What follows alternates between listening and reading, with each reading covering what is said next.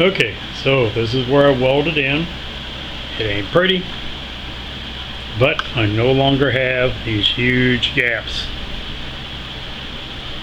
All this is going to be behind the step, of course, step side truck, so nobody's going to see this, but I will prep it all and take care of it.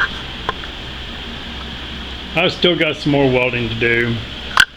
We've got to clean this up a little bit more, and I've got another one right there I need to weld, clean up and then weld. The more I do, the more I find. Well, there's the spot where the big old crack came down and over. It ain't pretty, and I'm gonna have to hammer and dolly this out because it's all bent up, and then I can finish welding in right there and right up here.